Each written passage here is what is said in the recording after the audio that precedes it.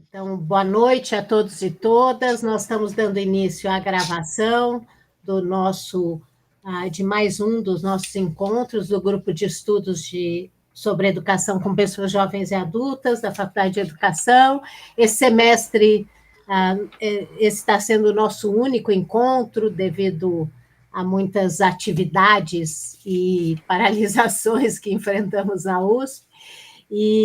Mas nós temos o prazer de fechar o semestre recebendo o nosso querido amigo Pedro de Carvalho Pontual, que no momento é diretor de Educação Popular da Secretaria Nacional de Participação Popular, da Secretaria-Geral da Presidência da República, que vem dialogar conosco sobre a política de participação popular com educação, de participação cidadã, né, com a educação popular que o governo federal está propondo, né?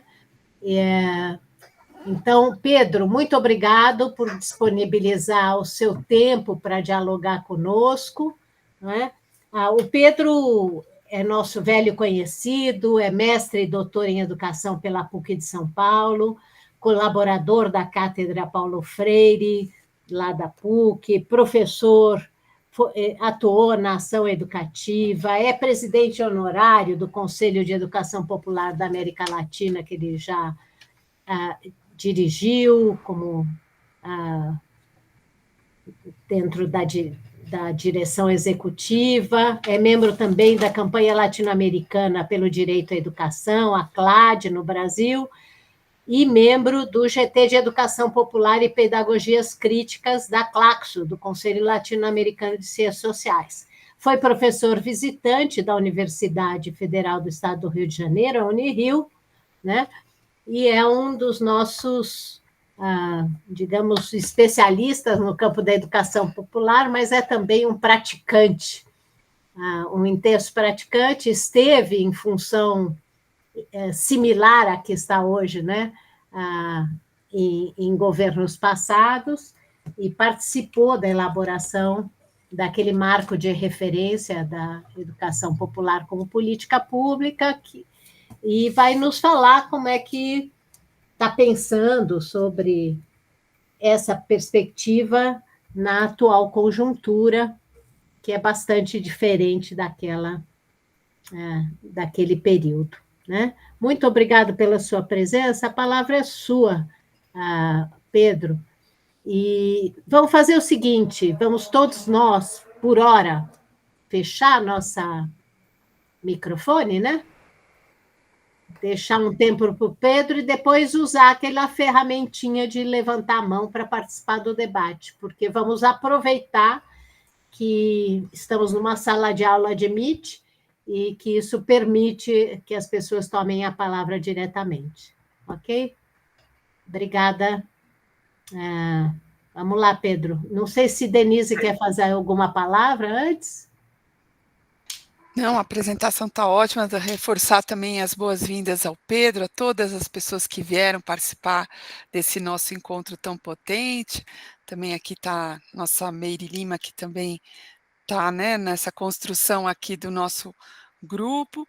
Acho que só lembrar para quem é da FEUSP ou da USP, nós estamos, né, numa etapa de mapeamento das pesquisadoras e pesquisadores da EJA, da FEUSP, de outras unidades da USP, na perspectiva da gente agregar as pessoas no nosso grupo de estudos, pensar um planejamento conjunto para as atividades de 2024, e também pensar e construir juntos um encontro da EJA no ano que vem. Então, queria só anunciar isso, agradecer algumas pessoas que vieram por meio da troca do mapeamento já, né?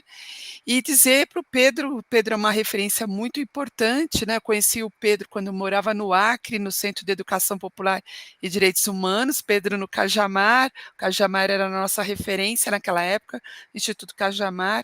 Então é um prazer imenso ver o Pedro, né, ocupando mais uma vez esse espaço tão estratégico para as nossas lutas e para a nossa educação popular. Então, muito obrigada pela sua presença aqui, Pedro, por partilhar aqui a experiência, a construção que vocês estão fazendo lá. Não sei se Legal. Meire quer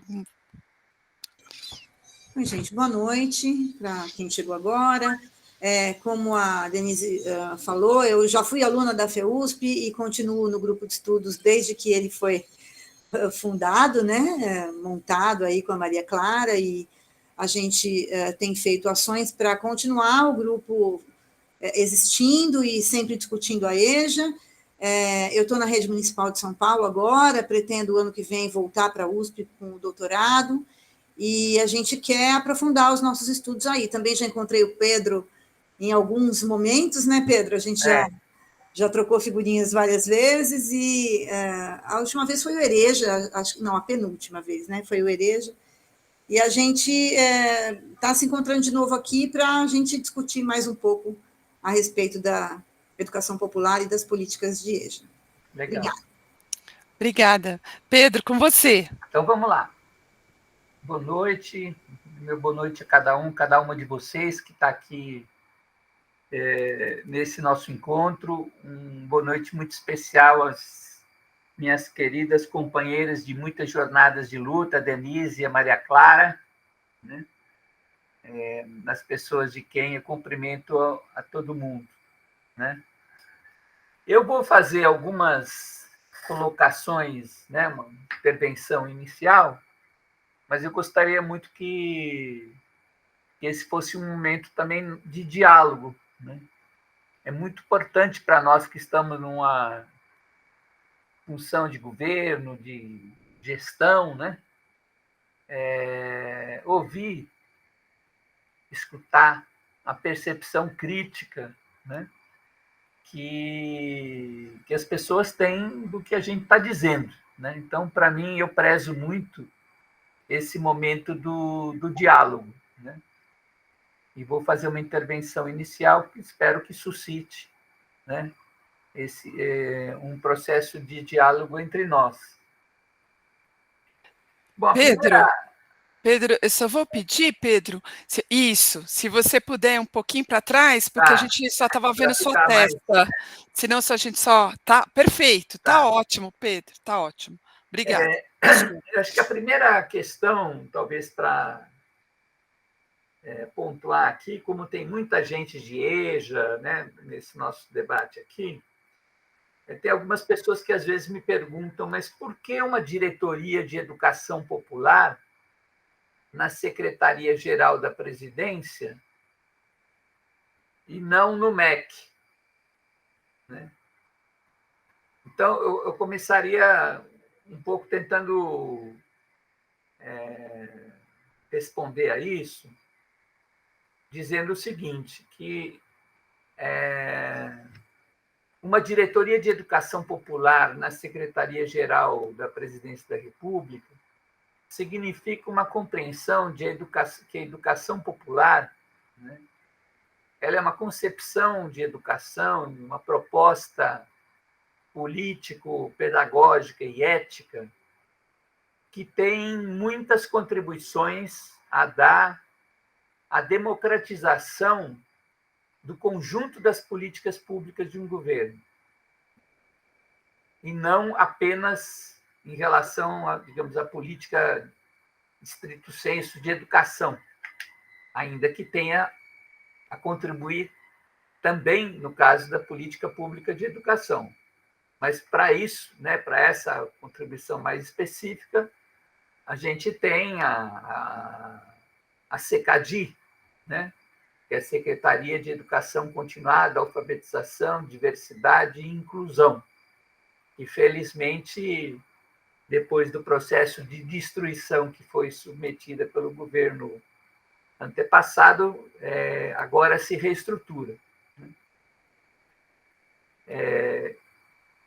Então, acho que a primeira questão que eu queria pontuar é isso. Ela está num órgão central de governo, porque a gente parte dessa concepção que ela tem muito a contribuir à democratização do conjunto das políticas públicas, e é uma concepção educativa, né, que se aplica ao conjunto das políticas públicas. A gente vai tentar aqui, digamos assim, delimitar um pouco o nosso escopo nesse momento de discussão, justamente a essa questão, digamos, da trajetória da educação popular como política, como ação, no âmbito do governo federal na história recente do Brasil, né? Certamente vocês aí no grupo de estudo já fizeram outros estudos sobre outros períodos históricos da educação popular, né? Acho que assim como política pública no âmbito do governo federal, né? A gente tem lá a experiência dos anos 60, né? Paulo Freire coordenando a campanha nacional de alfabetização, né? Enfim, tem tudo isso. Mas nós vamos tentar delimitar um pouco o escopo da nossa discussão ao período da história mais recente, né, da discussão da política pública de educação popular no âmbito do governo federal.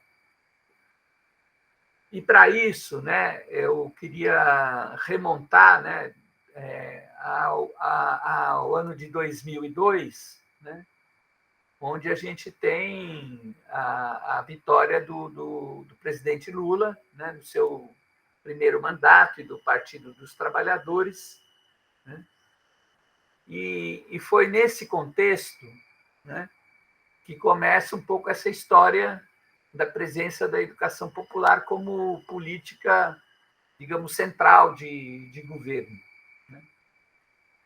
Naquela altura, né,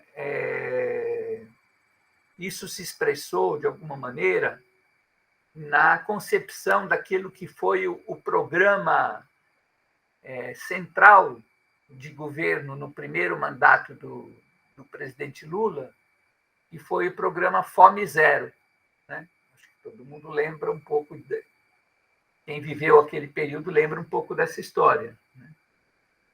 E, naquele momento, né, como expressão, digamos, desse campo, dessa geração de educadores populares, educadores e educadoras populares, que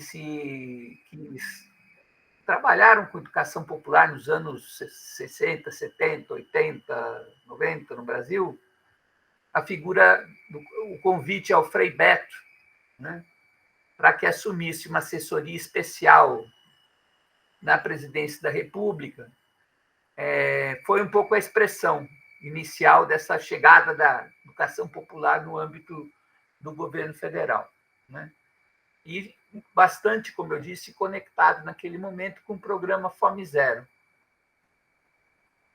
Então, naquele momento, a equipe que o Frei Beto constituiu, várias pessoas conhecidas de alguns e algumas de vocês, entre elas o seu Bino Rec, do Rio Grande do Sul, e outros, né, conceberam um programa, né, que deveria, de formação e de educação popular, que acompanharia as ações do Fome Zero, chamado Talher, né? E justamente chamava Talher porque tinha conexão simbólica com segurança alimentar, né? E aí tinha a faca representava uma coisa, o garfo a outra, enfim, né? E aí se constituiu uma equipe, né, de educadores e educadoras populares que começaram a conceber, então, a ideia da formação de comitês populares no âmbito dos municípios que pudessem exercer um controle social sobre o programa Fome, a chegada do programa Fome Zero no âmbito municipal, que pudessem desenvolver ações de educação popular, né? E acontece, né, que essa concepção que estava presente na cabeça do presidente Lula, na cabeça do Frei Beto, né, e de algumas outras pessoas, ainda não era hegemônica dentro do governo. Ela estava na cabeça de uma parte das pessoas. E isso fez com que, no momento em que o programa Fome Zero se transforma no Bolsa Família, né? No programa Bolsa Família, houve uma mudança de concepção, né? Então, aquilo que era uma proposta do Fome Zero de mobilização social, de criação de comitês, etc., foi substituído por um programa com seus méritos inegáveis, mas um programa de redistribuição de renda para as famílias mais vulneráveis e que não trazia, na concepção daqueles que assumiram a direção do programa, essa proposta da participação popular e da educação popular.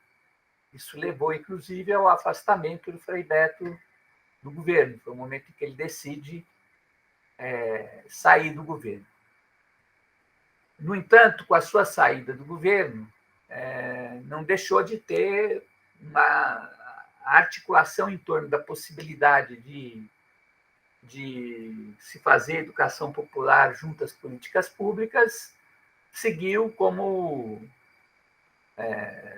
uma ideia e uma prática perseguida por diversas militantes que atuavam no âmbito do governo.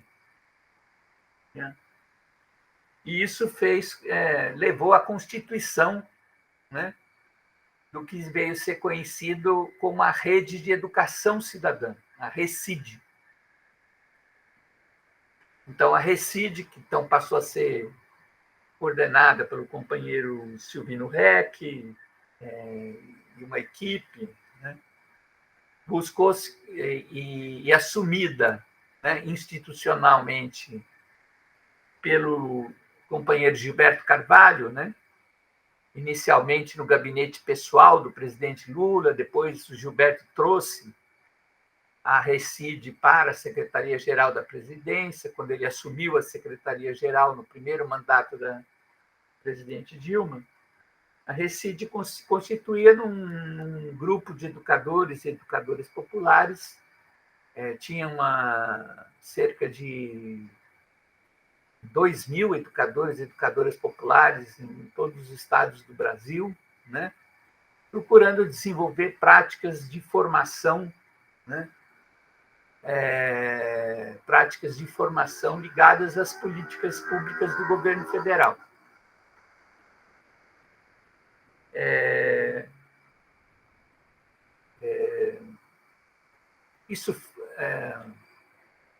Esse trabalho, que foi de grande importância, né, porque também buscava, né, já fazer uma coisa que a gente retomou agora, que era um mapeamento dentro dos ministérios de outras equipes e de outras áreas de políticas públicas que tinham esse ideário da educação popular, como, por exemplo, na área do meio ambiente, né, na área da saúde, com grande força, na área da assistência, em parte também, na área da cultura, né, também com uma significativa força. Então, a partir desse mapeamento que a RECID foi fazendo, né, se constituiu, ainda no segundo mandato do Lula e nos mandatos da Dilma, uma espécie de um fórum governamental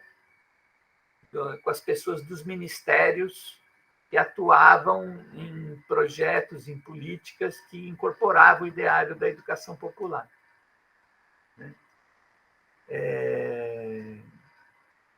No entanto, né, e aí, né, a gente tinha uma diretoria também de educação popular e tal, né?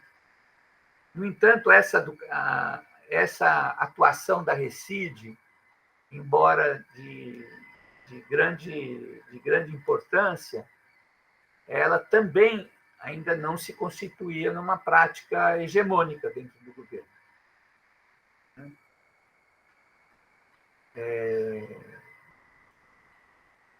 Só para contar uma coisa meio caricatural, que o Frei Beto costuma contar, no momento do impeachment no momento que estava se configurando o impeachment da presidente Dilma, o Frei Beto fez uma visita de solidariedade à presidenta, e nessa visita de solidariedade mencionou, né, o trabalho da Recide e tal, e a presidenta virou-se para ele e perguntou: mas o que é a Recide? Para vocês terem uma ideia um pouco da dificuldade que foi, né, trazer esse ideário. Bom,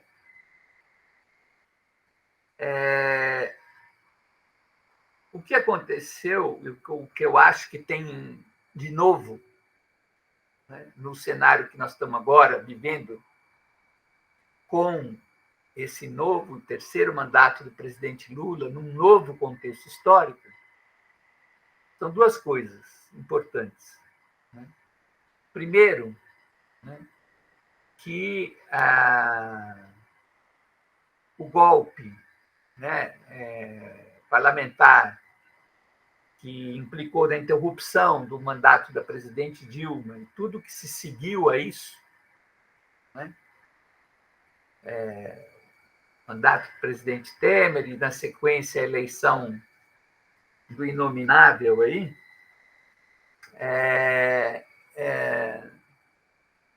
mostrou com bastante evidência, né, que, embora, né, nos mandatos anteriores nós tivéssemos feito políticas sociais, políticas redistributivas, que foram de grande importância, que mudaram a cara do Brasil, sem dúvida, em muitos aspectos, né, elas não foram suficientes para promover um processo de educação política das pessoas. E os esforços que se fizeram, que eu relatei aqui, não foram na suficiente intensidade para promover essa educação política, porque não eram hegemônicos dentro do próprio governo. Então, o golpe e a sequência que houve daí, né, de destruição das políticas públicas, de ameaça clara à democracia no Brasil, né, fizeram com que se fizesse uma reflexão crítica, né, justamente sobre o pouco peso que se deu a esse processo de educação popular e mesmo da própria participação popular, apesar de terem havido ganhos inegáveis nesse processo durante os mandatos anteriores, né? E isso fez com que, com a vitória eleitoral de 2022, né, o núcleo, né, que coordenou a chamada transição, né, depois que o presidente Lula se elegeu, a Frente Democrática e tal, houve todo aquele processo da transição, muitos grupos de trabalho, etc. Houve um grupo de trabalho especificamente destinado a discutir novas diretrizes para a participação social e para a educação popular. Antes de entrar nisso, só esqueci de fazer uma referência, né? Apesar, né, apesar dessa autocrítica, né, em relação aos mandatos anteriores, é preciso reconhecer os avanços que teve, né?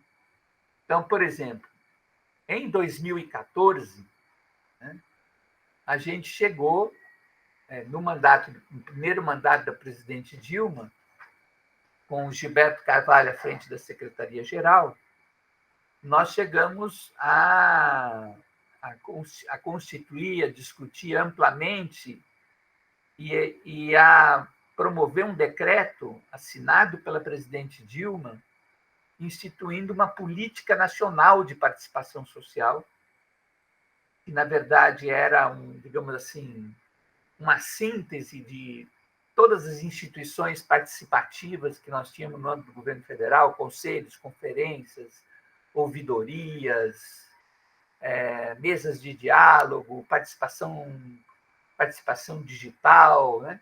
Nós colocamos um um decreto que organizava essas instituições participativas, que promovia, né, sugestões no sentido de como elas poderiam se articular melhor, que ficou conhecido como o Decreto da Política Nacional de Participação Social e da proposta de criação de um Sistema Nacional de Participação Social. Esse decreto, né, ele provocou a ira, né, dos setores de direita, de extrema direita, né, que emergiram, né, na cena política de maneira mais evidente a partir das manifestações de 2013. Né? Eu não vou ter tempo aqui de entrar numa discussão sobre 2013, depois se interessar no debate, a gente pode...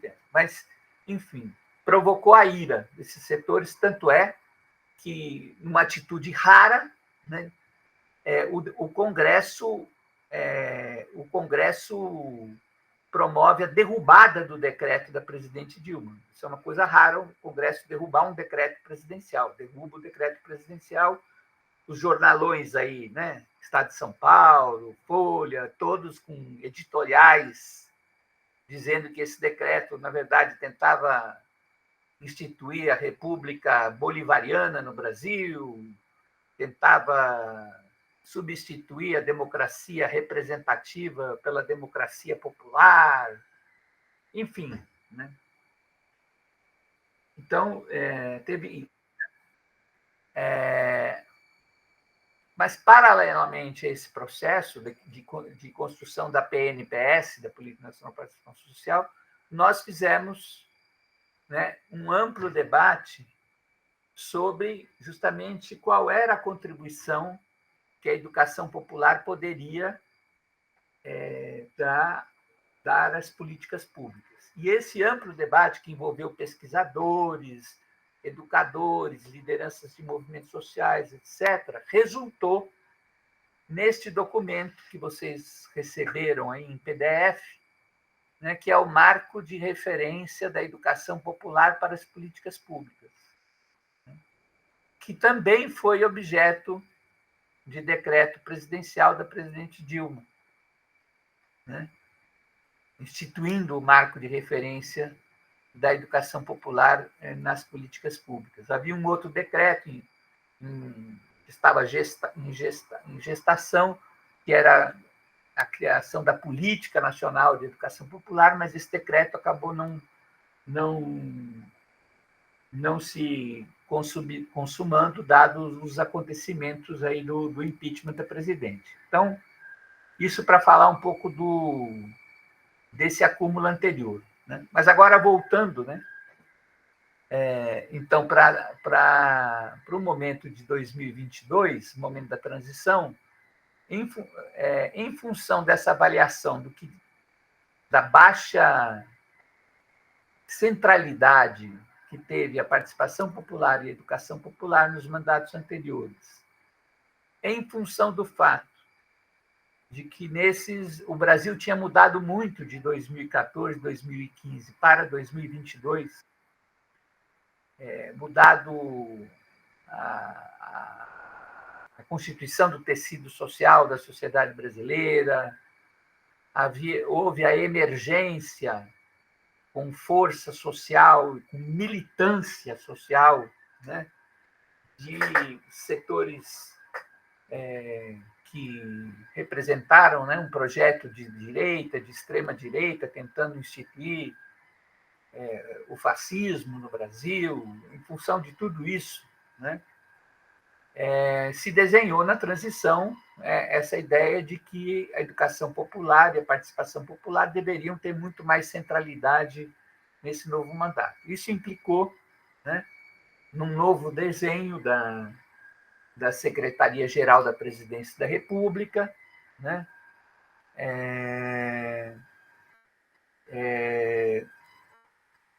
da criação, né, da Secretaria Nacional de Participação Social, né, constituída por 4 diretorias, uma diretoria de participação social propriamente, né, que está encarregada da reconstrução, né, das instituições participativas que foram objeto de grande destruição e ataque durante os últimos 6 anos, principalmente os conselhos e conferências. Acho que todo mundo lembra, né, um dos primeiros atos do presidente anterior, né, foi a extinção, por exemplo, do CONSER, do Conselho Nacional de Segurança Alimentar. Em seguida, em abril de 2019, ele faz um decreto aí mais abrangente, onde ele revoga a Política Nacional de Participação Social e revoga a existência de muitos conselhos, comitês. Ele só não consegue extinguir aqueles conselhos que tinham um amparo legal e constitucional com mais história, que é o caso do Conselho Nacional de Saúde, do Conselho Nacional de Assistência Social, né? Que resistiram bravamente aí durante esses últimos 6 anos. Né?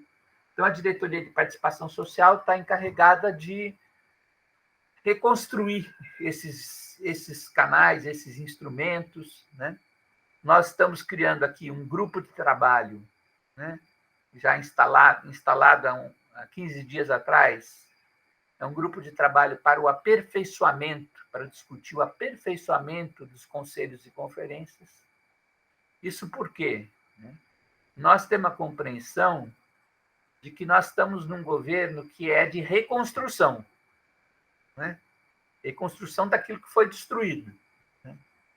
Retomar os conselhos, retomar o funcionamento do CONAMA, né? Do Conselho de Meio Ambiente, tantos outros conselhos. Mas ele não pode ser apenas um governo de reconstrução. Ele tem que ser um governo também de transformação, de reinvenção.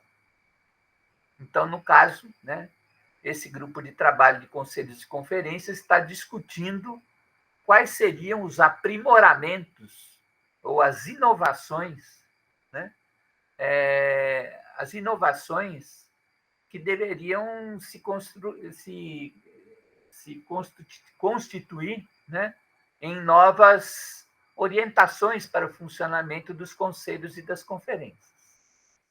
Né? Várias ideias estão sendo construídas, né? Mas uma das que já está adquirindo uma certa força seria a importância da gente incorporar, sem abrir mão dos mecanismos de participação presencial, incorporar a participação digital, né? Ou a participação através de meios digitais como uma possibilidade de ampliação, né? Da possibilidade dos sujeitos participarem do processo. No âmbito desse grupo, a gente ontem fez uma discussão específica sobre a questão de quais mecanismos de formação, né, que ideias novas a gente poderia apresentar para os processos de formação de conselheiros e de conselheiras, né, e de participantes de processos conferenciais, né, e como é que a gente pode transformar esses processos, tanto do funcionamento dos conselhos quanto das conferências, em processos efetivamente formativos.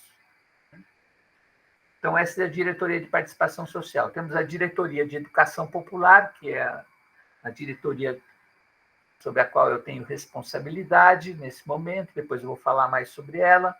A gente tem a Diretoria de Planejamento e Orçamento Participativo, que foi a diretoria responsável por promover o nosso primeiro grande, digamos assim, a nossa primeira grande iniciativa deste ano, né, de participação social, né, que foi a discussão participativa do PPA, que é o Plano Plurianual de Investimentos, que é aquele plano que define, né, as diretrizes, os programas, né, que vão orientar o governo durante os 4 anos.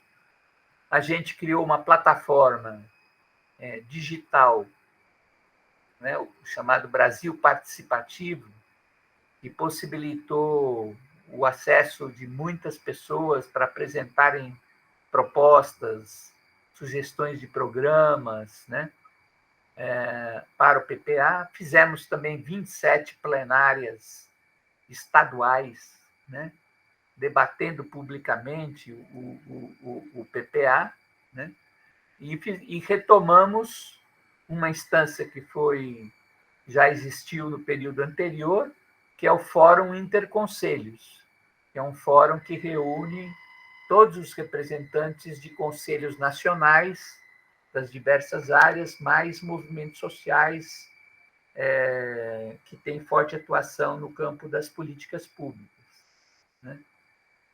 E temos a Diretoria de Participação Digital, né, que é responsável aí se pensar que mecanismos de participação, de educação popular, podem ser desenvolvidos através das redes sociais, né? E dos mecanismos digitais, né? Bom, junto com a reconfiguração da Secretaria-Geral, né, também já se desenhou na transição, né,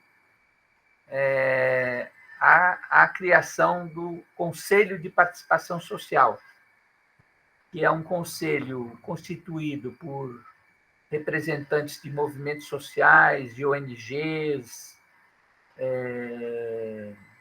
de representantes ligados às universidades, do campo democrático, né, que durante a transição discutiram todas essas propostas de participação, de educação popular, né, e que o presidente Lula, ao receber o relatório da transição, expressou o desejo de que esse coletivo de pessoas passasse a ser um conselho no momento em que ele assumisse o governo, e um conselho presidido por ele próprio, né? Ele gostaria de ter nesse coletivo de movimentos sociais, de ONGs e universidades, um interlocutor importante, né, para a discussão das ações de governo. Alguns de vocês poderiam perguntar, mas qual é a diferença entre o Conselho de Participação Social e o Conselho de Desenvolvimento Econômico Social, que também foi retomado e que já existiu também nos momentos anteriores? O Conselho de Desenvolvimento Social é uma arena mais de negociação, né, com todos os setores da sociedade, empresários, agricultores, enfim, todos os setores da sociedade, né? É uma instância mais de negociação e de pactuação. O Conselho de Participação Social é um conselho de assessoramento mais do presidente, né, e de escuta, né, em relação ao andamento do governo. Além da criação do Conselho de Participação Social, acho que um avanço importante também foi a criação de uma figura, digamos assim, né, de um cargo, né, em todos os ministérios, no nível do gabinete do ministro ou da ministra, né, que tem o título de Assessores de Participação Social e Diversidade. São pessoas que atuam nesse gabinete do ministro ou da ministra, né, promovendo, né, as políticas de participação, inclusão, diversidade no âmbito dos ministérios e também de educação popular, né? A Secretaria-Geral é encarregada de coordenar esse coletivo de assessores numa instância que a gente chama Sistema Interministerial de Participação Social.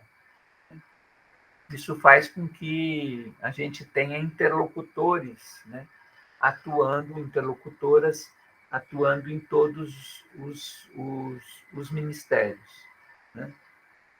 Bem,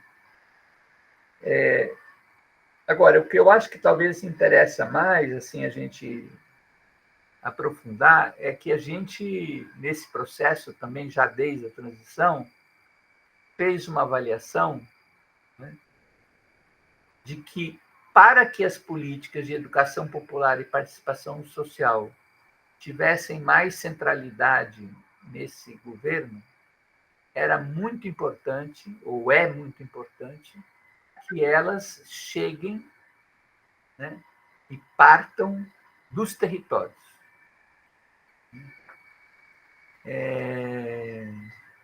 De uma maneira um tanto simplificada, né, eu diria o seguinte, quer dizer, nós continuaremos, estamos atuando naquilo que a gente podia chamar da superestrutura da participação, né? Que são os conselhos nacionais, as instâncias nacionais de participação, etc. No entanto, a gente acha que se a gente não conseguir fazer com que as políticas de participação, de educação popular não consigam, se elas não conseguirem chegar aos territórios junto com as políticas públicas, né, a gente não consegue travar, digamos, a disputa de hegemonia na sociedade, porque são nos territórios, né, em que as pessoas vivem, são nos territórios em que as pessoas se organizam, são nos territórios em que as pessoas se associam, né? São nos territórios em que elas vivem, né, todas as políticas do seu cotidiano, né? E são os territórios onde os diferentes atores sociais disputam, digamos assim, entre aspas, a consciência das pessoas. Então, a diretriz estratégica da Secretaria Nacional de Participação Social, nesse momento, é fundamentalmente a ideia de construir processos de participação social com educação popular nos territórios. E como é que a gente está construindo e desenhando essa possibilidade? Primeiro, a gente vem fazendo uma discussão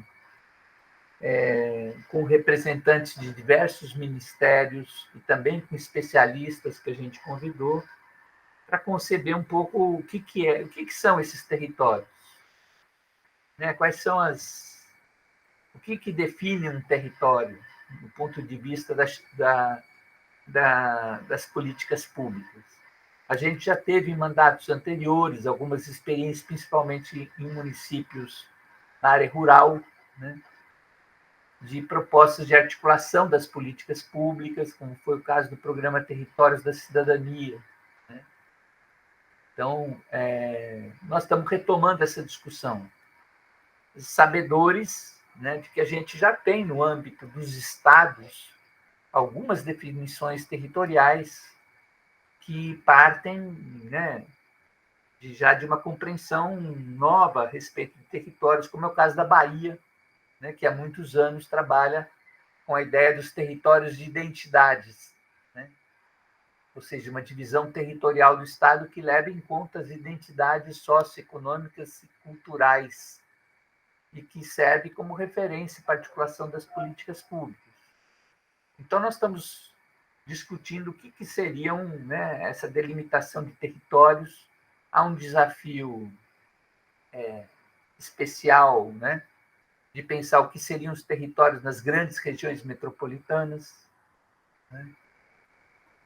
Então, essa é uma das discussões que a gente está fazendo. Paralelamente a isso, nós aqui da Diretoria de Educação Popular começamos a identificar nos ministérios quais eram aqueles programas e ações que estavam sendo desenhadas já com uma perspectiva de atuação nos territórios. Então, nós fizemos, ao longo desses meses iniciais aqui do governo, uma interlocução com cerca de 16 ministérios, onde a gente identificou a presença de programas com a ideia de atuação nos territórios, muitos deles prevendo agentes, né, de implementação das políticas nos territórios, como é o caso, por exemplo, na área da saúde, os agentes populares de saúde, né, dos agentes comunitários de saúde. No caso da cultura, né, a retomada do programa do Cultura Viva, dos pontos de cultura, agora também a criação de uma nova instância chamada Comitês de Cultura, né? Junto com os pontos de cultura. No caso do meio ambiente, né? Através da Diretoria de Educação Ambiental, né? A ideia de criação de centros socioeducativos e ambientais, né? nos territórios. Enfim, o pessoal da Igualdade Racial, do Ministério da Igualdade Racial, também prevendo instâncias territoriais para o desenvolvimento das políticas de igualdade racial. E, então, dessa identificação de políticas territoriais, nós constituímos um fórum, né, que nós chamamos de práticas educativas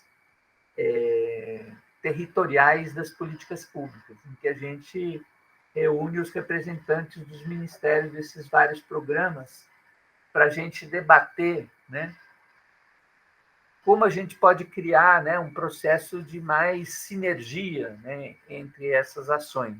Né? Porque hoje o que a gente vem observando é que ainda que seja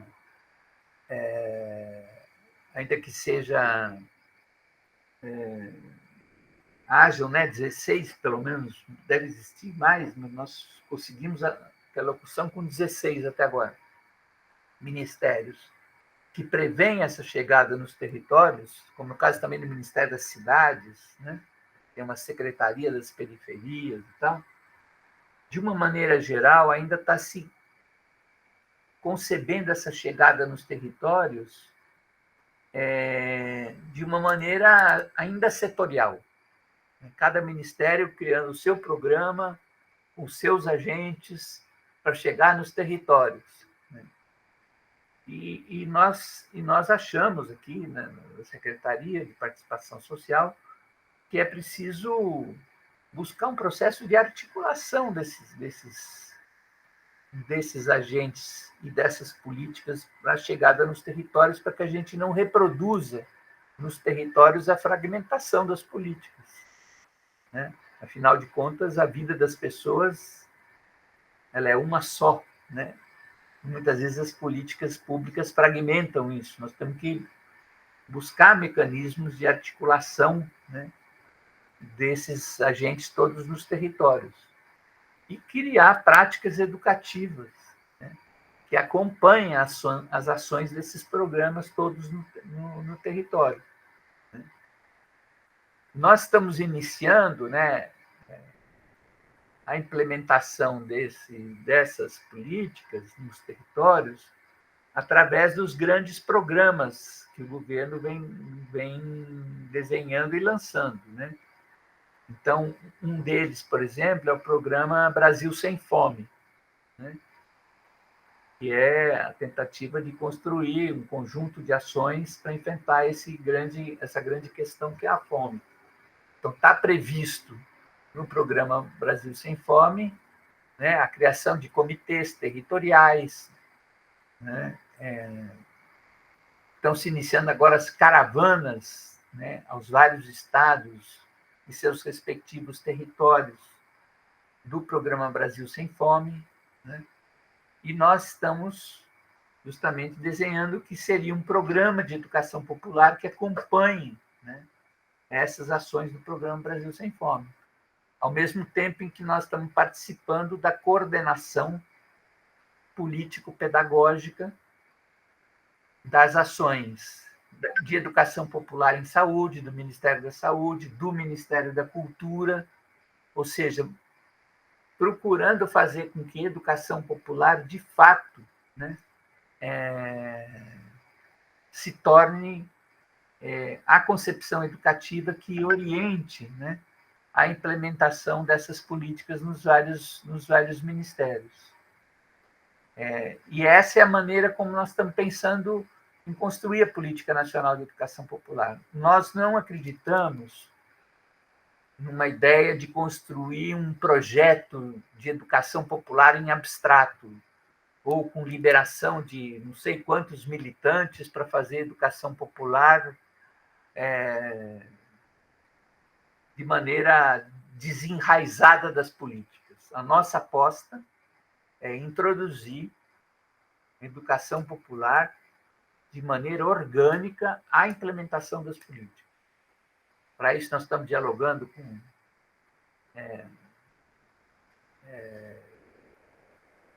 o Ministério das Cidades, responsável pelo programa Minha Casa Minha Vida, né? Como é que a gente vai fazer com que as pessoas não recebam só a chave, né, da casa que elas vão receber, mas elas sejam incentivadas a se organizar no território? Como é que a gente pode instituir programas de formação para as pessoas que tenham acesso a essa política? Então, é dessa maneira que nós estamos buscando construir uma nova política de educação popular de maneira orgânica às várias políticas e buscando as parcerias necessárias, né? Então, entre as parcerias eu destaco, né, as redes de educação popular já existentes, né?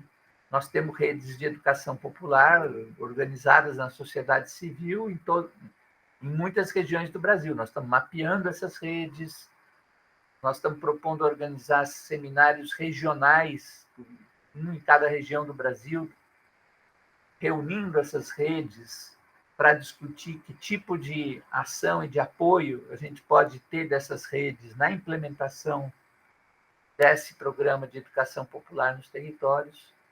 Nós estamos discutindo com o MEC, né, já temos um grupo de trabalho instituído, para ver se a gente consegue criar um programa de extensão universitária, né, cujo conteúdo principal seja a questão da participação social com educação popular, para incentivar que as universidades, né, promovam programas de extensão que reforcem essa diretriz, né? Então, acho que eu vou ficando por aqui para essa intervenção inicial, para a gente poder fazer aí o nosso momento de diálogo, tá bom? Acho que falei um pouco demais do que eu imaginava, mas, enfim. É isso.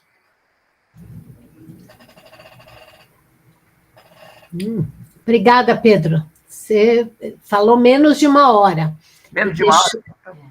E deixou um tempo para a gente debater, né? Não sei, a palavra está aberta, acho que as pessoas podem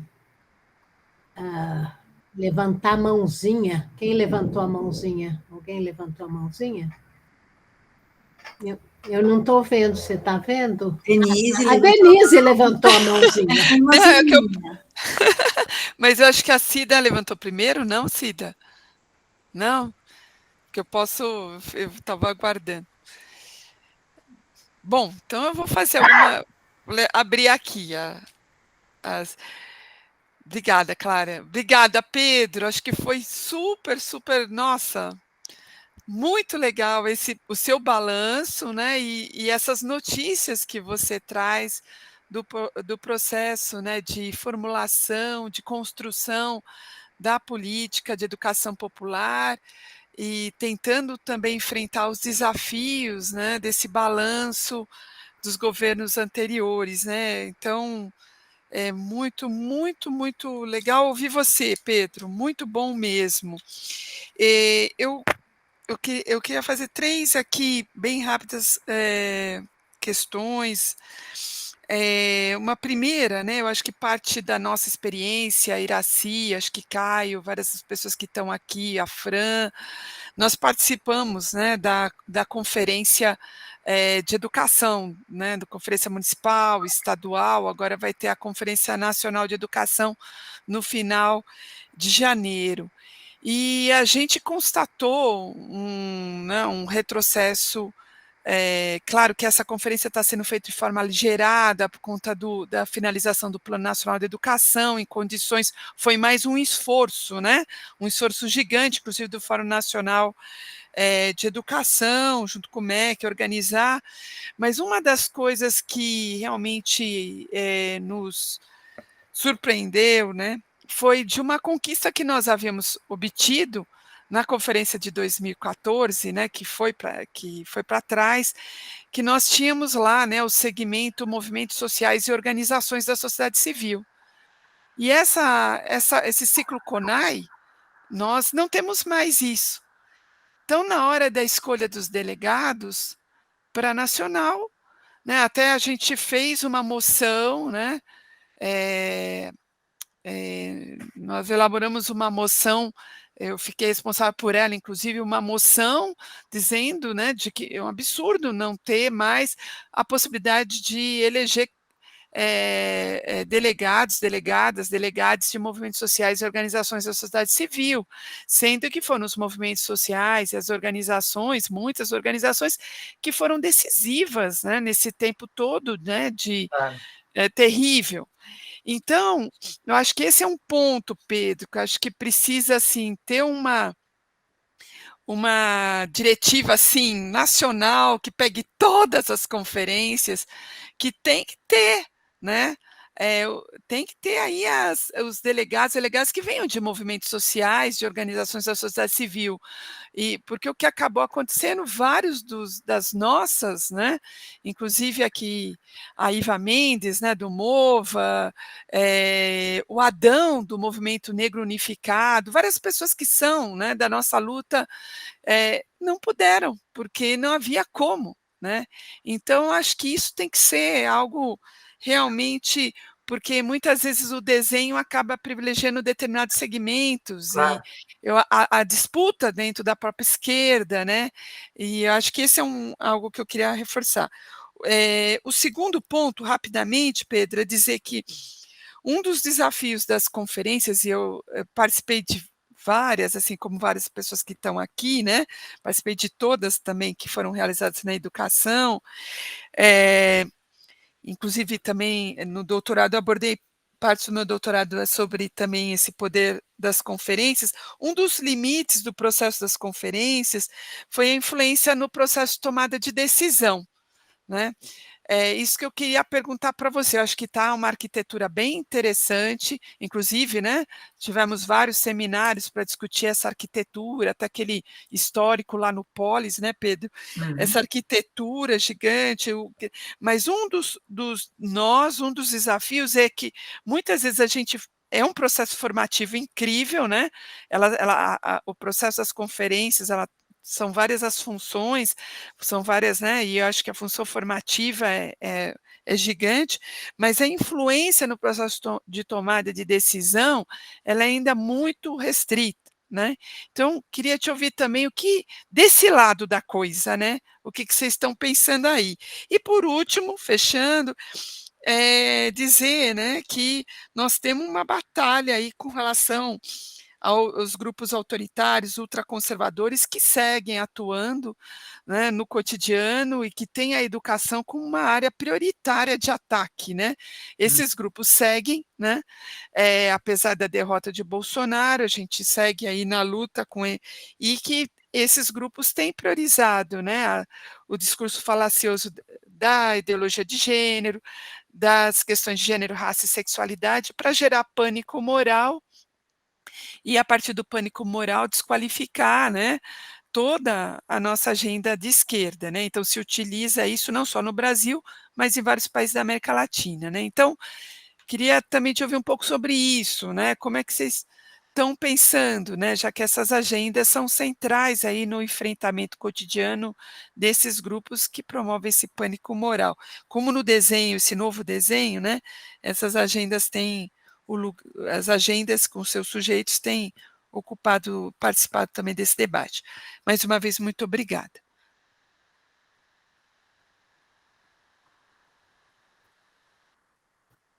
A gente ouve algumas intervenções, depois reage, né? Acho que é melhor, acho que é legal. Tem mais alguém querendo a palavra?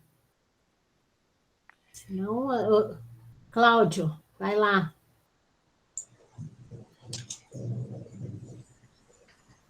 Boa noite, vocês estão me escutando? Sim. Sim.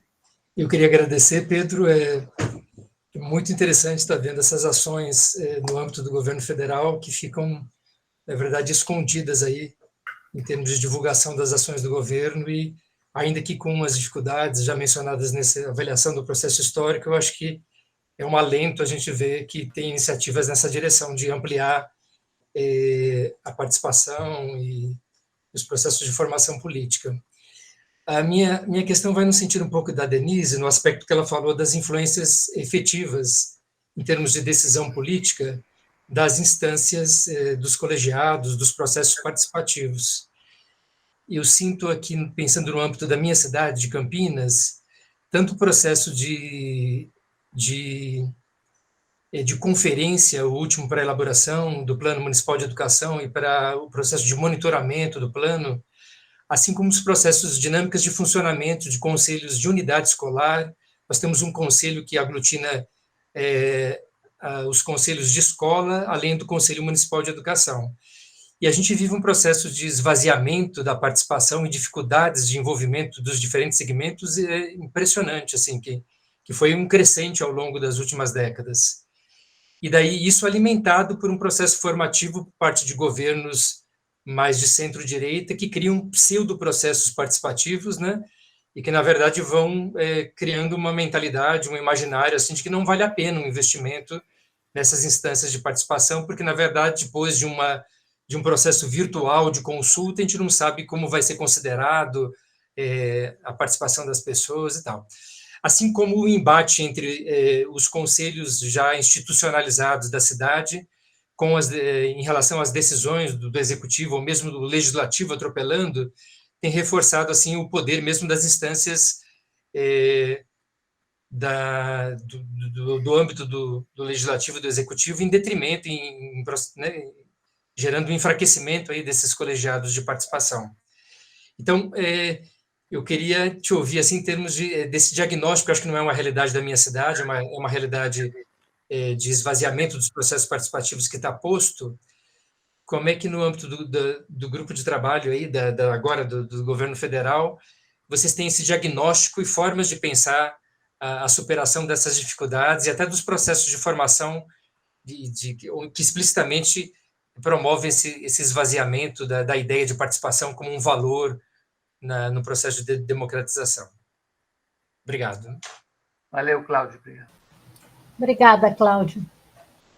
Se não tiver ninguém inscrito, eu vou só acrescentar os que vocês já falaram. Meu filho atua na área de juventude, né? E falou que vai ser logo mais a Conferência Nacional de Juventude. E eu não sabia, né? Quer dizer, tudo bem que eu estou me aposentando, eu não estou circulando tanto, não estou tão bem informada, mas eu estou com a sensação de que falta visibilidade social, que a política de comunicação associada a essa questão da participação, ela é frágil, né? De um lado, assim, eu nem sei usar o Instagram direito, mas chegou lá a Margarete Menezes falando, olha, os municípios têm que apresentar os projetos para participar da lei, acessar os recursos da lei Luiz Gustavo e tal. Quer dizer, tem lados, assim, que certas ferramentas até estão chegando às pessoas por essas vias digitais, mas eu não vejo uma política de comunicação mais efetiva para esta questão da participação. Então, essa é uma preocupação que talvez seja complementar às questões que foram anteriormente colocadas. Uhum. Vamos deixar você falar, Pedro, aí anima mais gente. Primeiras intervenções, né?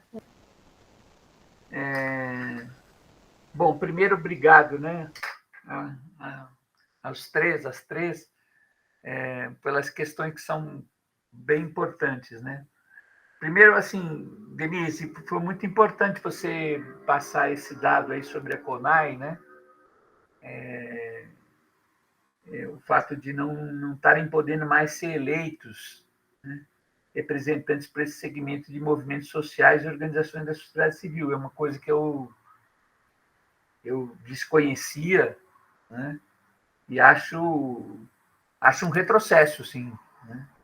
E certamente isso é uma informação importante, como você mesmo disse, para o grupo que está discutindo reformulação e normatização um pouco dos conselhos e conferências, para que fique claro uma diretriz, né, para o conjunto das conferências de que é fundamental a participação desses setores no processo das conferências, né?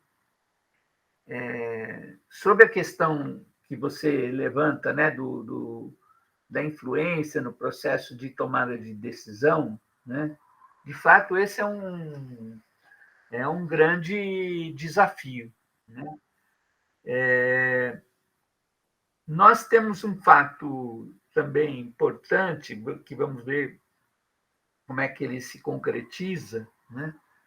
Que foi o fato de que o presidente Lula, durante o processo da campanha, né, se referiu por diversas vezes à importância da retomada do processo das conferências das políticas públicas como instâncias, né, de orientação para as políticas públicas do governo, né? Então, nesse sentido, né, nós criamos aqui um fórum, né, com as comissões organizadoras das conferências nacionais, né, que tem se reunido de uma maneira sistemática para, além desse grupo que está discutindo revisão dos processos, aperfeiçoamento, temos um fórum com as comissões organizadoras das 19 conferências que já estão convocadas para esse e para o ano seguinte, né? E tem se discutido justamente essa questão, né? Uma das medidas que vem se discutindo é a necessidade de que, na produção, né, das recomendações das conferências, haja sempre um processo de deliberação e de hierarquização, né? Ou seja, deixar muito claro quais são as prioridades que a conferência está aprovando, né?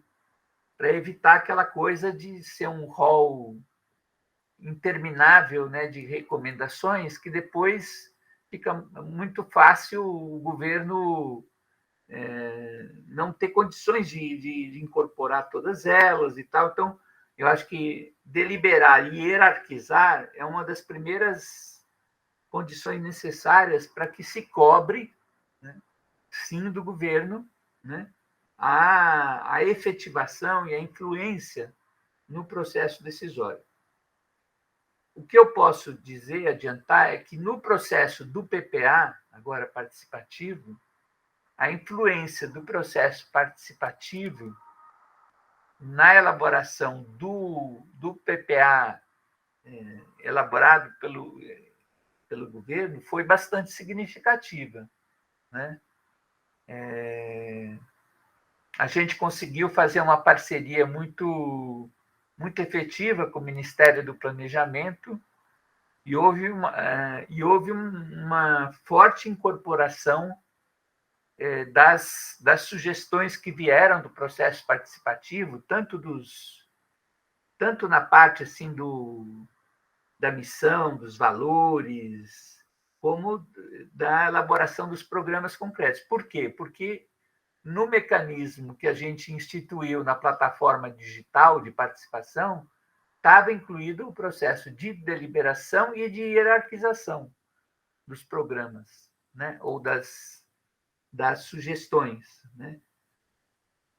E isso permitiu que houvesse um grau de incorporação mais efetivo dessas propostas, né? Mas eu tenho certeza que outros mecanismos para aumentar esse poder de influência no processo de decisão das políticas públicas terão que ser analisados e propostos por esse grupo que a gente instituiu aí, que está discutindo o aperfeiçoamento dos conselhos e conferências, né?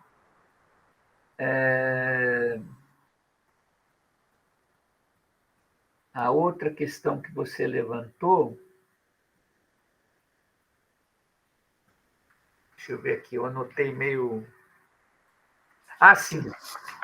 como enfrentar essa questão da batalha, né?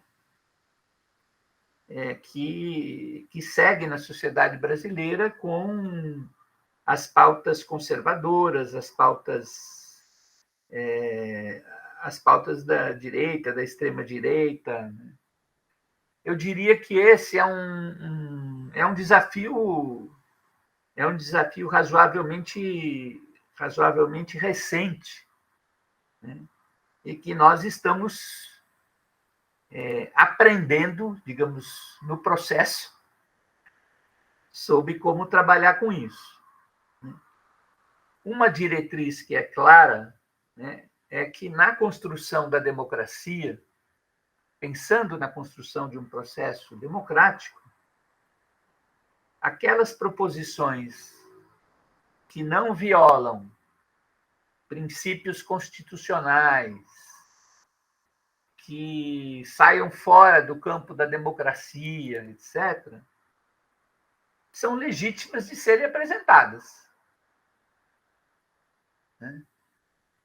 E nós vamos ter que aprender a conviver com esse processo e vamos ter que, principalmente, aprender a disputar, né, com esses setores, né, e com em relação a essas propostas.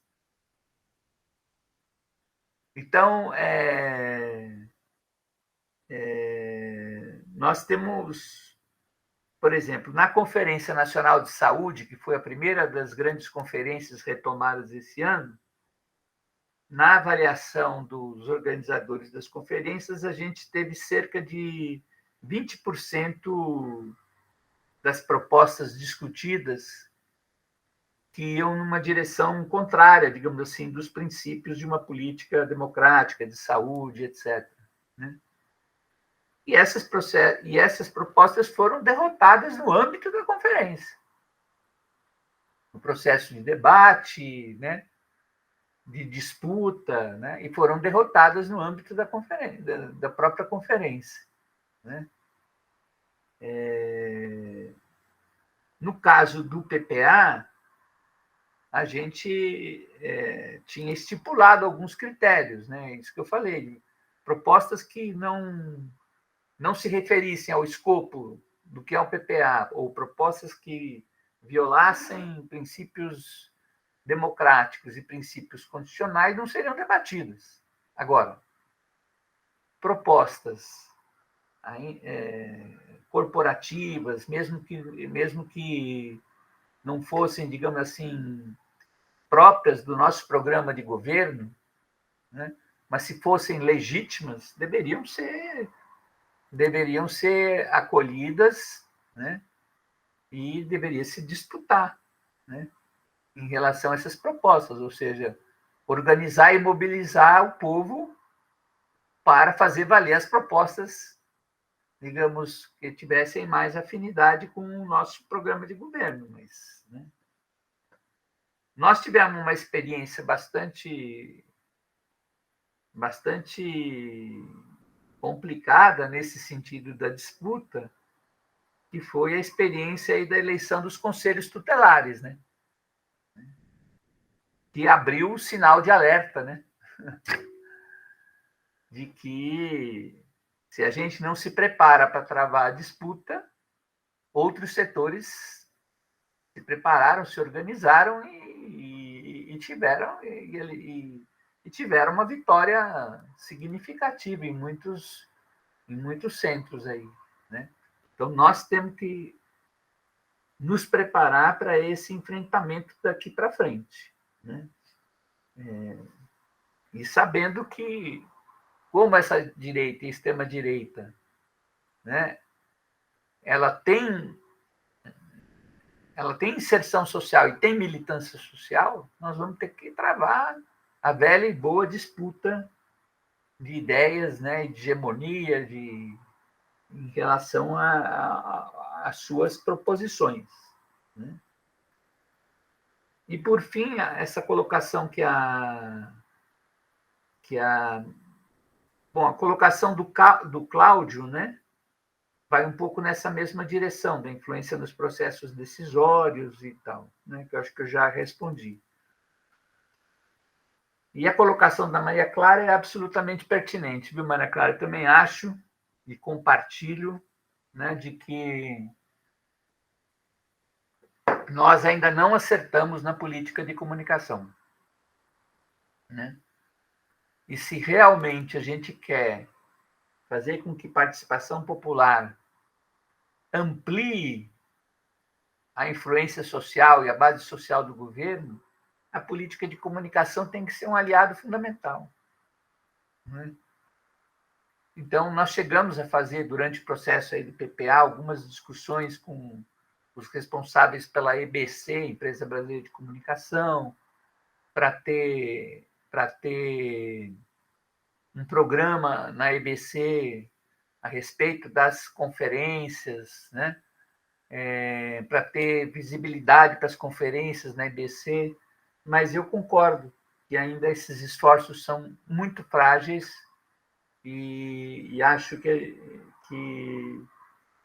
a gente tem que ter aqui uma cobrança bastante forte em relação a essa questão da visibilidade, né, dos processos, né? Então, a gente, aqui no caso da Diretoria de Educação Popular, teve uma oferta interessante, que foi a oferta está vendo aí um processo de redesenho do papel das TVs universitárias, né? Então, a gente foi procurado pelo pessoal da SECOM, da Secretaria de Comunicação, que está encarregado por desse debate sobre o papel das TVs universitárias, que nos ofereceram espaço das TVs universitárias para a gente construir programas de educação popular que possam ser veiculados pelas TVs universitárias. Nós estamos debatendo isso, né? Mas esse realmente é um dos maiores desafios que eu creio que nós temos pela frente.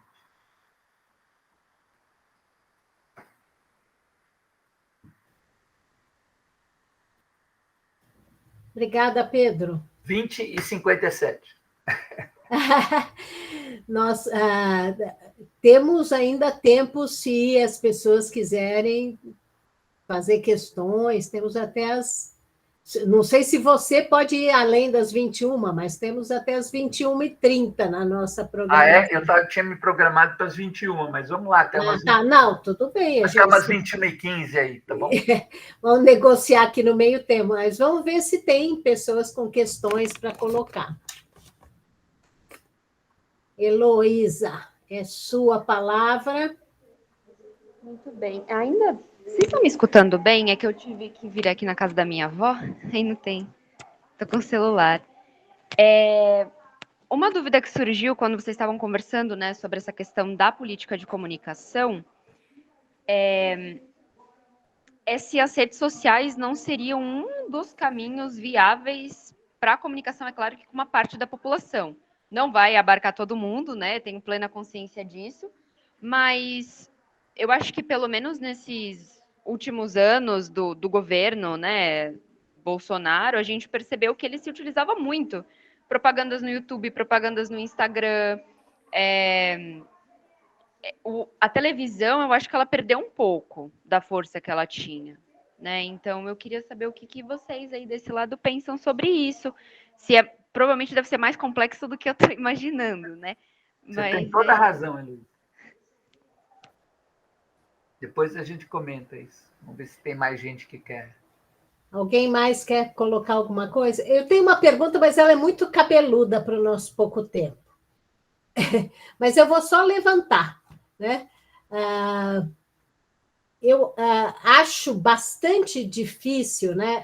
Eu acho a preocupação com a abordagem territorial, né, extremamente importante. Acho muito difícil fazer uma política de participação e de educação popular, né, que não seja colada no território. Ela tende a ser só ganhar vida numa escala quase micro, né? Mas este é um país não só grande, mas é um país federativo, que tem governos estaduais e municipais que se interpõem e que mediam as políticas federais, né? As grandes políticas, né, sociais, né, de moradia, de renda mínima, de educação, de saúde, de assistência social, né? Elas são operadas no âmbito do município, né? E mediadas pelo Estado. Então, eu tenho acho muito complexo, né, em conseguir ganhar, né, essa dimensão territorial, que eu acho que é necessária, eu concordo que é necessária, a partir, né, da instância federal, né, com tantos conflitos, né? Não sei se é porque eu estou um pouco traumatizada aqui em São Paulo, sabe como é, Pedro? A cidade não está fácil. Mas Denise também quer falar. Não sei se tem mais alguém. Não? Então, também rapidamente, e colando só nessa questão da Maria Clara também, né? Eu acho que tem os territórios, eles têm muitas experiências e diversas, né? E a gente está acabando de sair de um evento agora sobre os racionais, o papel dos racionais nas periferias de São Paulo, né? Do hip hop, de pensar a educação popular num jeito muito, né, ampliada, e queria saber se também, né, essa perspectiva de se nutrir do que os territórios já estão fazendo, né, e essa diversidade de coletivos, de forças, né, que nessa perspectiva de reconhecer o que já existe numa pensando em educação popular de forma bem ampla, né? Mas o que eu ia falar é sobre a relação com a EJA, com as políticas da EJA, né, Pedro? Como é que está sendo esse diálogo, né, para pensar essa relação, né, do que está sendo construído a educação popular com a retomada das políticas da EJA, né? Entendendo essa conexão como fundamental aí para tudo, né? Para tudo, para tudo. Então era isso. Tá. Obrigada. Essa sim é cabeluda. Bom, vamos lá.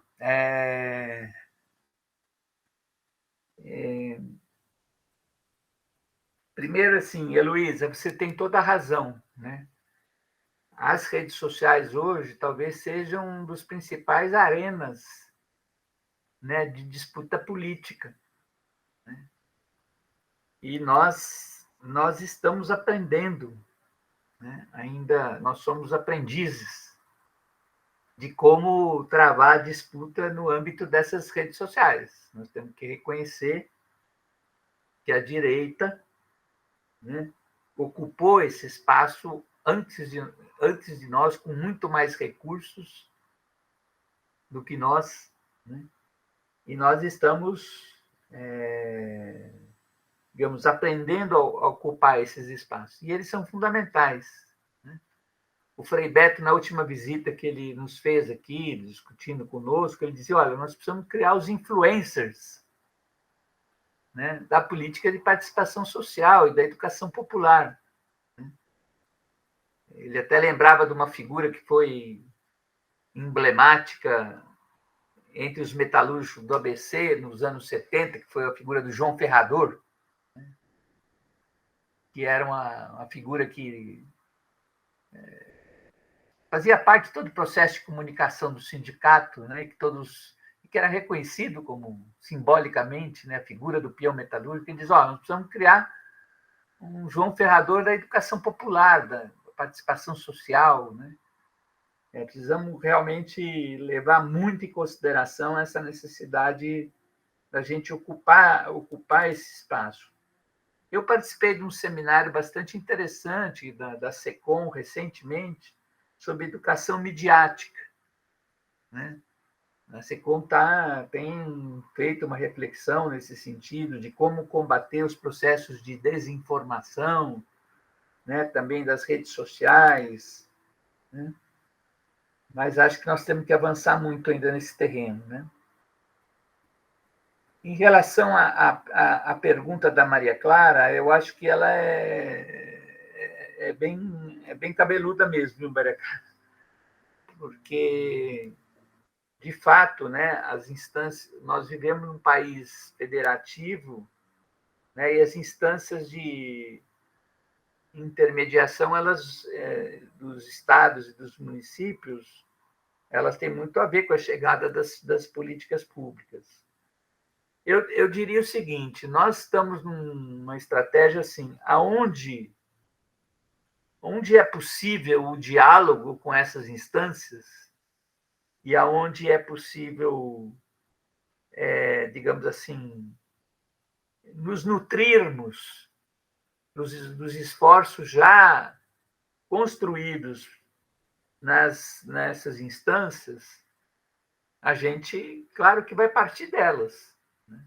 Então, para dar um exemplo, na Bahia, nós estamos firmando um convênio com o governo do estado da Bahia, né, para tomar como referência a experiência dos territórios de identidade na Bahia para a discussão dos programas federais, inclusive das práticas de educação popular. Né?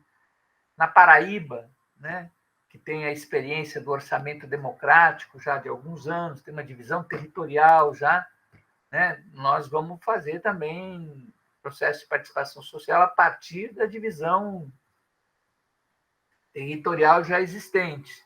Né?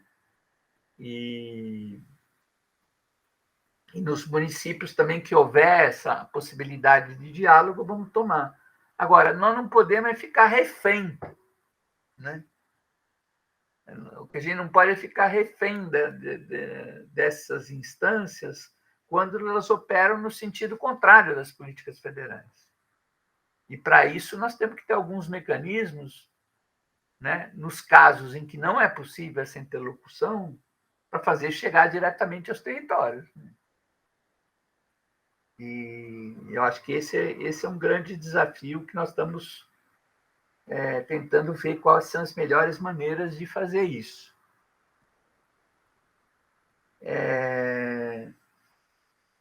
Em relação a isso que a Denise falou, é verdade, nós temos que nos nutrir do que já existe de saberes produzidos por diferentes atores no território. Não tem nenhum sentido as políticas públicas chegarem ignorando, né, esses saberes e essas experiências já existentes. Nós queremos. E aí entra um dos papéis da educação popular. Né? Quer dizer, como a educação popular tem como um dos seus princípios fundantes o reconhecimento dos saberes, né, dos diferentes atores, né, que interagem num território ou na esfera pública, acho que uma das contribuições que a educação popular deve dar é justamente capacitar os servidores públicos, né, para que nessa chegada nos territórios levem e partam do conhecimento já existente. Né?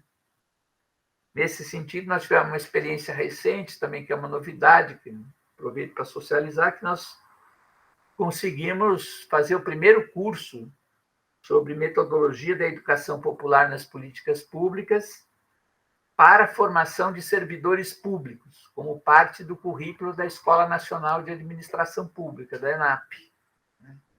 E a gente pretende ampliar esse programa de tal forma a fazer chegar aos gestores públicos e aos servidores públicos essa abordagem de trabalho com educação popular e participação social.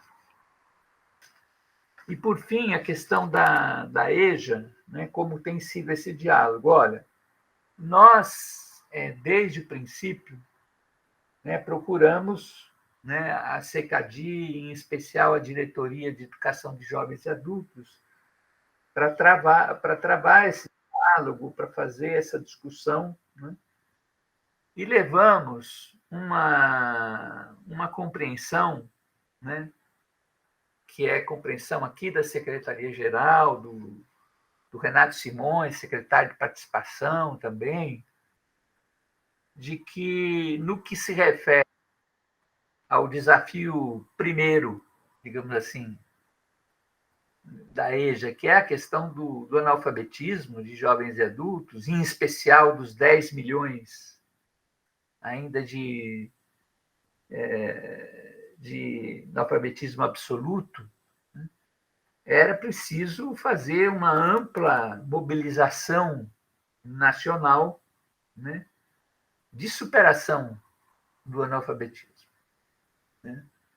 A gente chamou até de mutirão, mutirão de superação do analfabetismo. Que compreendesse, como a gente já discutiu lá desde a criação do BOVA, né, que não tivesse os vícios de uma prática de campanha, que incorporasse, né, a continuidade da escolaridade, enfim, todas essas coisas que já são acúmulos nossos de anos, né?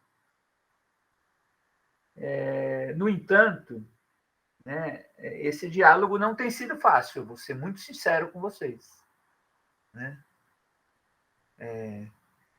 Tem prevalecido ainda uma visão bastante institucionalizada, né, da construção do Programa Nacional de Superação do Analfabetismo, né, e bastante escolarizada, né? E, do meu ponto de vista, com metas tímidas, né? O último anúncio feito pela diretoria foi de que se pretende, como meta para os 4 anos, alfabetizar 2,9 milhões dos 10 milhões. Isso é menos de 1/3 dos 10 milhões. E eu estou falando isso porque eu já falei isso de público, em reuniões de público, já fiz essa crítica, então me sinto à vontade para fazer aqui. Eu acho que um governo democrático tem que ter metas mais ambiciosas em relação a esse que é um déficit básico de cidadania. No entanto, claro que esse esforço, esse diálogo tem resultado em algumas conquistas. Então, no último anúncio feito do plano de alfabetização, se incorporou como uma das modalidades para a superação do analfabetismo, que se chama de educação popular, né? Aí já há um equívoco conceitual de considerar a educação popular uma modalidade, né? A educação popular é muito mais do que uma modalidade, é uma concepção educativa, né? Mas vamos lá, né? Que seja uma modalidade, se é isso que é possível. Então, foi anunciado que haverão bolsas, né, para a contratação de educadores e educadoras populares ligados a processos comunitários, né, para desenvolver programas de superação do analfabetismo, né? No entanto, né, é preciso reconhecer que a retomada, né, da Comissão Nacional de Educação de Jovens e Adultos, a SENAEJA, né, é um momento importante, né?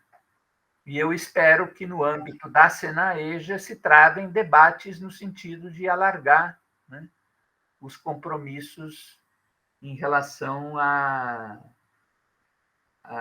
os compromissos em relação à política de EJA, né? Buscando incorporar mais a educação popular como não só uma modalidade, mas como uma concepção de educação, né, que possa dar uma dimensão mais abrangente às práticas de EJA. Por enquanto, eu fico por aqui nessa questão.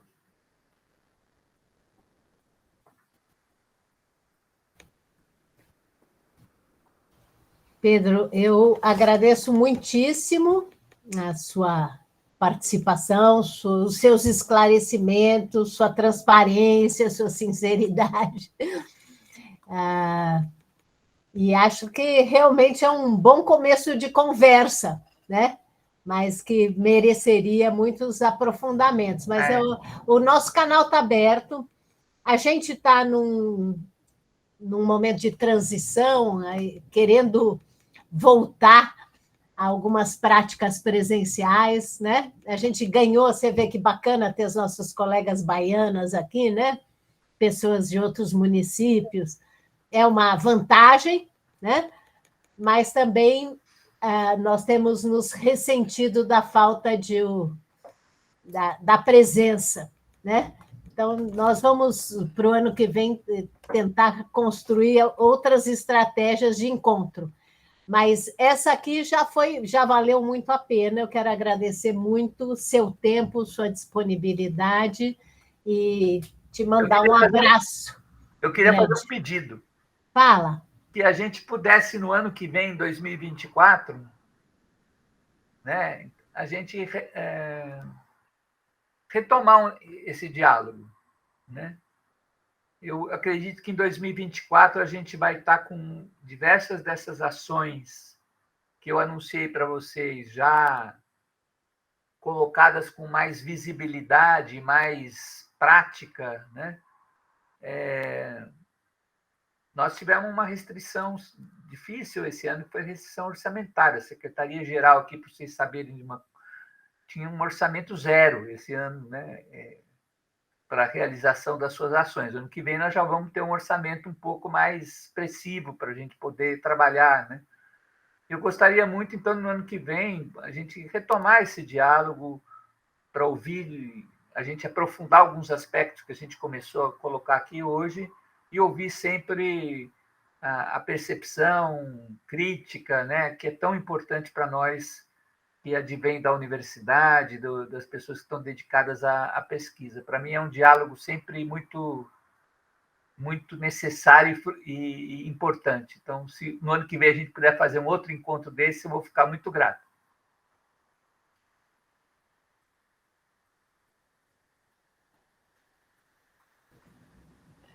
Clara, você está sem microfone. Não, eu ia falar, você fala, Dê. Eu já me comprometo, Pedro. Sim, então, agradecer também o Pedro, agradecer muito, foi uma fala, acho que foi muito, muito, muito importante para nós, e eu acho que essa possibilidade da gente pensar um outro encontro no ano que vem vai ser super interessante. Claro que nós estamos juntos aí, né, para somar nas construções, também agradecer, como a Maria Clara já falou, né, a presença de cada pessoa aqui. Nós vamos fazer no início do ano, né, Clara e Meire, nós vamos fazer aí, pretendemos organizar o planejamento, levantar novas ideias, talvez alternar, como Clara falou, né, os momentos presenciais, com alguns à distância, né, para também fazendo essa roda, né, essa troca incrível acontecer, considerando os acúmulos gigantes que tem nessa roda aqui, né, de pesquisadoras, pesquisadores e ativistas. Então, nós estamos muito animados para o ano que vem, e como eu falei no início, também com a perspectiva de construir um encontro também na FEUSP, em articulação com o nosso Fórum EJA e com outras instâncias aí. Então, desejar aí um ótimo final de ano para todo mundo, agradecer mais uma vez o Pedro, Meire.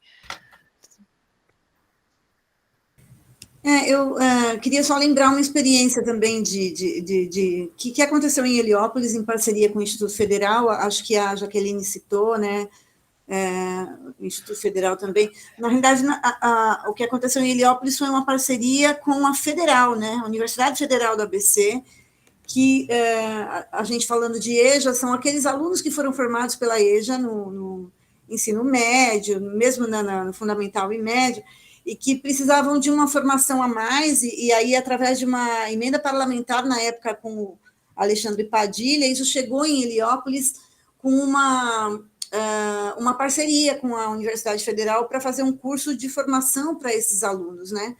Então, a gente pensando aí na possibilidade da EJA avançar também para a educação superior, sabe? Eu acho que é interessante também de pensar essas experiências, né? E que aconteceram ali a partir da demanda do território, né? Não foi uma coisa, foram as demandas que vieram do território levadas para a federal. Então, a gente falou das infâncias no território, não a partir só de uma perspectiva da universidade, né? Mas das experiências que acontecem ali em Heliópolis. Era só isso que eu queria dizer. Agradecer ao Pedro pela disposição de vir aqui falar com a gente. Acho sensacional que a gente comece 2024 com a sua presença novamente, para a gente dar continuidade a essas discussões, e agradecer a presença de todos que ficaram até agora com a gente aí, participando, e lembrar também que o ano que vem a gente volta com a corda toda para fazer vários encontros e continuar discutindo a EJA. Agradecer a Heloísa também, que está aí junto com a gente, né? A nossa Heloísa, querida. É isso. Obrigado, gente. Obrigada. Obrigado, gente. Um beijo para vocês. Boa noite. Força aí, Pedro. Muita força. Tamo Tchau, junto. gente. Obrigada, boa noite. E boas festas para Obrigado todos, pra se a vocês gente também. não Boa se noite. encontrar. Boa noite. Boa noite, Iraci, querida. Tchau, Boa tchau. noite, Iraci. Boa noite, gente. Boa noite.